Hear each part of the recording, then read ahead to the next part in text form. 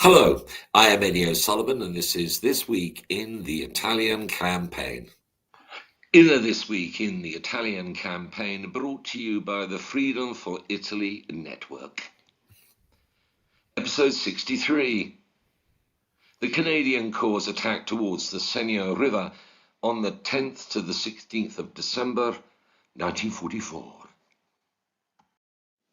On the Canadian Corps' front, following the 1st Brigade's failure to secure a bridgehead over the Lamone River earlier in December, plans were prepared for a coordinated attack on a 4-mile front. The 5th Armoured Division was to cross at Villanova. The 1st Division was to attack to the south.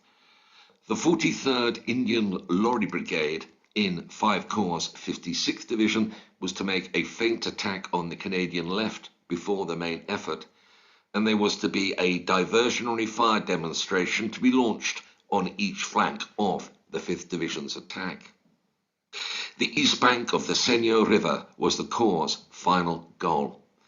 To get there, the Canadians had to cross 4 miles of country and 3 diked water courses: the Vecchio, the Canale Naviglio, and the Munio. By the 10th of December, the weather had improved and the rivers subsided. The 5th Armoured Division led off, hoping to take the Germans by surprise. At 7:30 that evening, the Perths and the Cape Breton Highlanders approached the Lamone with assault boats, without preliminary artillery bombardment. At 8, the divisional artillery opened fire for 30 minutes, fell silent, and then resumed its bombardment in the hope that the Germans would have emerged from their shelters in fort defences west of the Lamone. On the flanks, the 5th Armoured Brigade opposite Mezzano and the 12th Brigade near Traversara fired everything from rifles to anti-aircraft guns to distract German attention. The assault units crossed the river in their boats.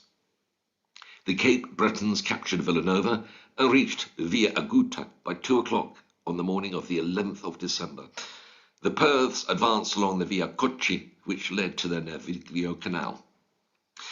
The Irish Regiment of Canada crossed the Lamone at Villanova and drove to the left to link up with the 1st Division. By first light on the 11th of December, the regiment had reached the junction of the river road with the Via Cogolo. The Irish reached the demolished bridge over the Vecchio by midday.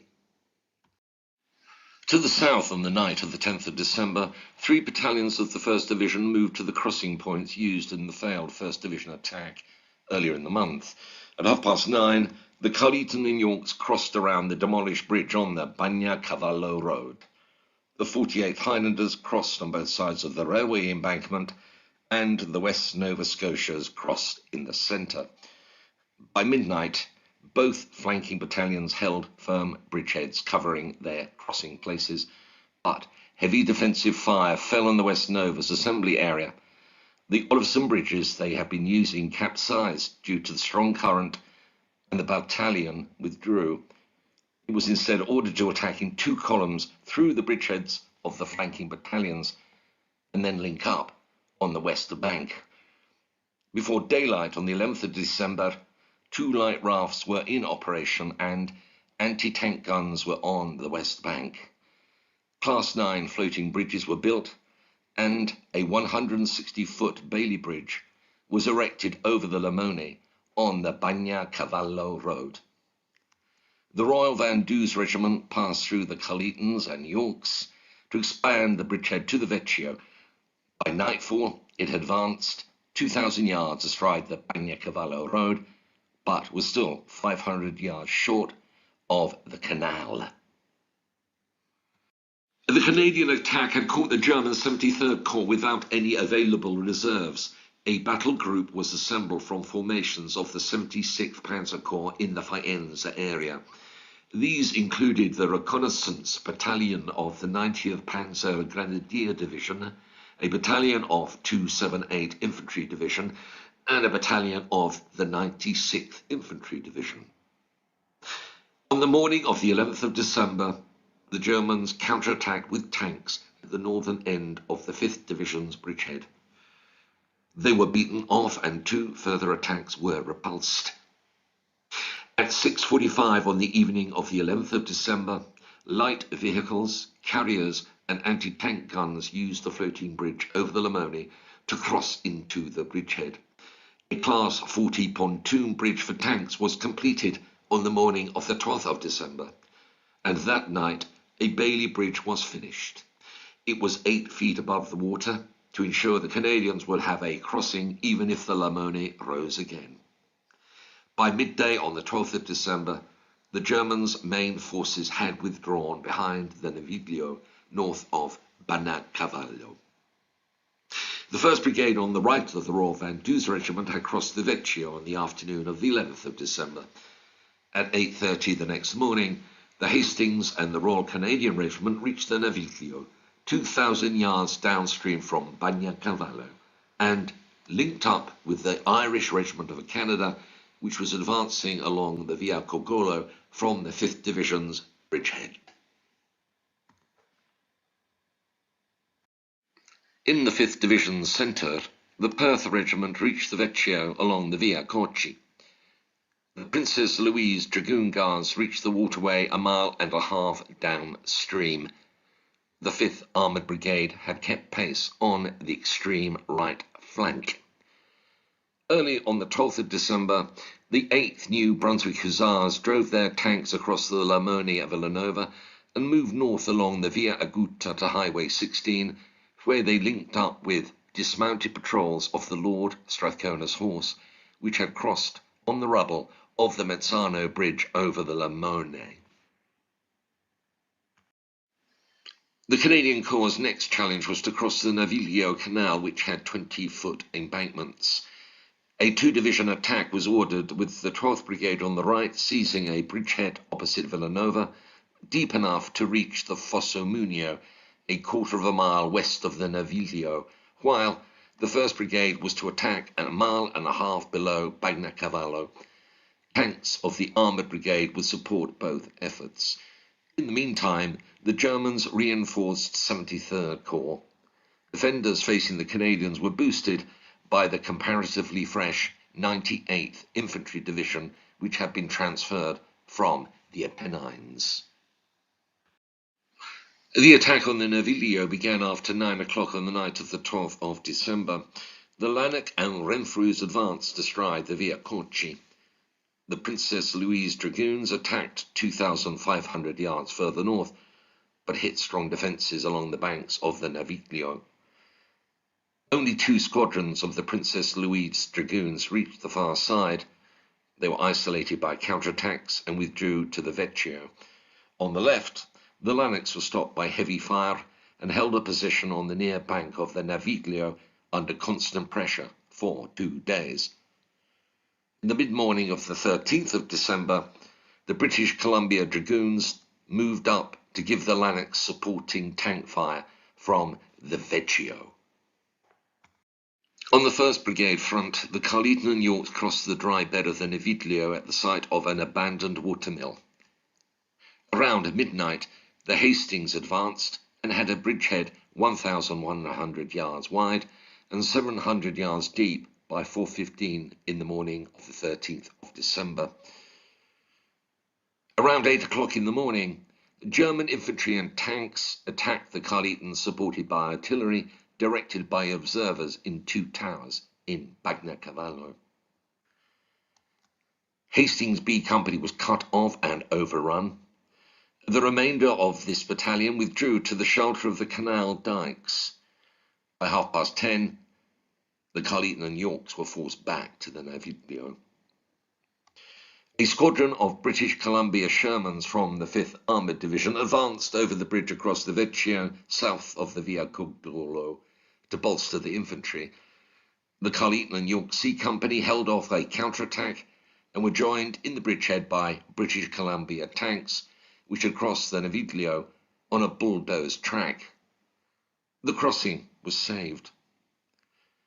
The loyal Edmonton Regiment of the 2nd Brigade attacked at 4 o'clock in the afternoon with a squadron of the Dragoons to restore the bridgehead.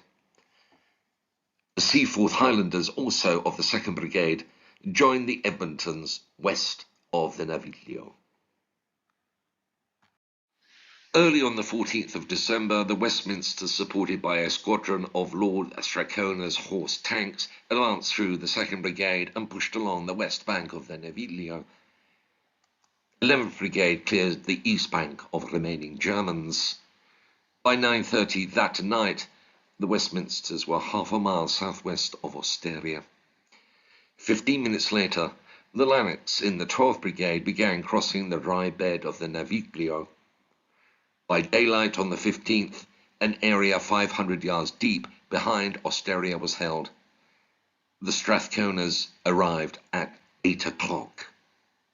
By then, the Princess Louise Dragoon Guards in 2nd Brigade had begun passing through to join the Westminsters for the attack towards the Senio River. The first troops advancing towards the Senio reached the Munio, but found the bridges blown and had to stop. By late afternoon on the 15th of December, the Canadians nevertheless had dug in on a front extending 1,000 yards along the Munio from the bend in the canal at the Via Chiara. During the day, a squadron of the Governor-General's Horse Guards, assisted by a company of the Lanarks, had cleared the brigade's right flank by a sweep from Osteria along the west bank of the Naviglio to its crossing over the Munio, 500 yards south of Highway 16 near Alfonsine.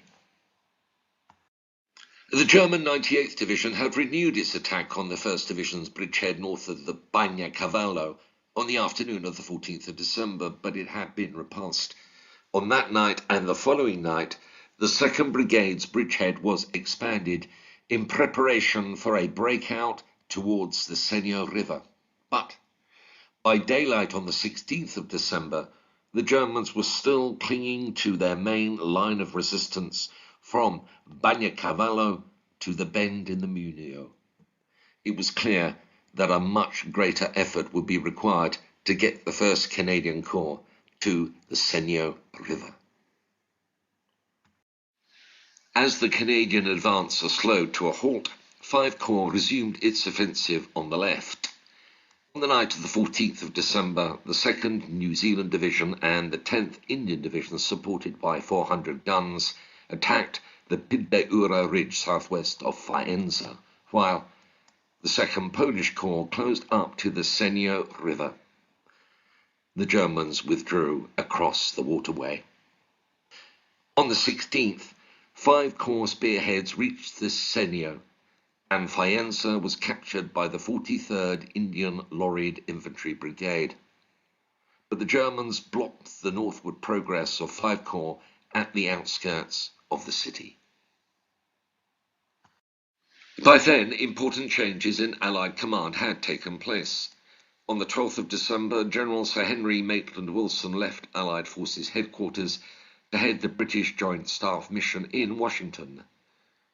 General Harold Alexander, retrospectively raised to the rank of Field Marshal, became Supreme Allied Commander, Mediterranean. Lieutenant General Mark Clark succeeded him at Headquarters Allied Armies in Italy, which resumed its former designation of Headquarters 15th Army Group. Lieutenant General Lucien K. Truscott, who had commanded the United States Sixth Corps at Anzio and in southern France, assumed command of the Fifth Army. Clark soon made plain his intention of continuing the existing pattern of offensives in Italy.